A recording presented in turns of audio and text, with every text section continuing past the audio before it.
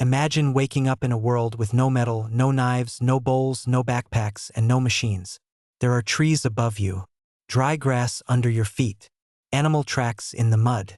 Somewhere far away, something growls. And the only tools you have are your hands.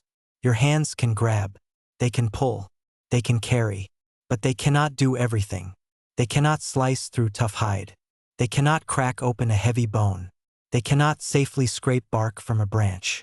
They cannot easily reach the food hidden inside hard shells. So for early human ancestors, one small problem could become a very big one. What happens when your hands are not enough? Long before cities, long before writing, and long before anyone built a wheel, someone noticed something powerful. A broken stone could have an edge. Not a big edge. Not a shining edge like a modern knife. Just a rough, sharp line where one rock had split away from another. But that rough edge changed everything. A stone could become more than a stone. Could become a cutter, a scraper, a hammer, a tiny piece of technology that fit in one hand. Scientists have found early stone tools across ancient sites, especially in Africa. Some of the earliest well-known toolkits are called Oldowan tools. They were simple, but they were not random. They included hammerstones, stone cores, and sharp flakes struck from those cores. To us, they may look like ordinary rocks, but to an early human ancestor, a sharp flake may have felt like a secret door opening. A stone edge could cut meat from bone, could scrape material from wood, could help break open bones for rich marrow inside. It could turn a branch into something useful, could make survival just a little more possible. And that is the strange thing about the first tools. They did not need to look impressive to be powerful. A broken rock in the right hand could change what a body could do. But who made the first one? That question is harder than it sounds. For a long time, scientists connected early tools with an ancient human called Homo habilis. Its name even means handy or skillful human. But older discoveries made the story more mysterious. Some stone tools appear to be older than Homo habilis. That means the first toolmaker may not have been the one scientists once expected. It may have been another early human relative, someone whose name we may not know for sure. So when we picture the first toolmaker, we should not imagine a modern inventor with a workshop. Picture a small group in a rough landscape. Dust in the air, birds circling, carcass nearby, a hungry family watching, one hand holding a stone, another stone waiting on the ground. Then comes the strike. Crack. A flake breaks away. The edge is sharp. Maybe it was an accident the first time. Maybe it was copied from something seen in nature. Maybe someone tried again and again until the stone finally broke the right way. However it began, toolmaking required more than strength.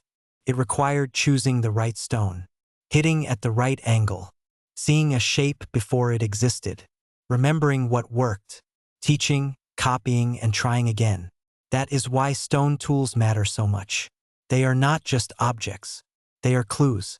They tell us that early humans and their relatives were planning, learning, solving problems, changing the world around them instead of only reacting to it. And once that idea existed, it did not disappear. Simple flakes led to better flakes. Better flakes led to hand axes. Hand axes led to more advanced tools. Across enormous stretches of time, each improvement made the next one possible. The story of technology did not begin with a phone, a computer, or a rocket. It may have begun with a hand, a stone, and a problem that needed solving. And this is where the first tool becomes bigger than itself. Because a tool is not only something you hold. A tool is an idea. It says, the world is difficult, but maybe I can shape it.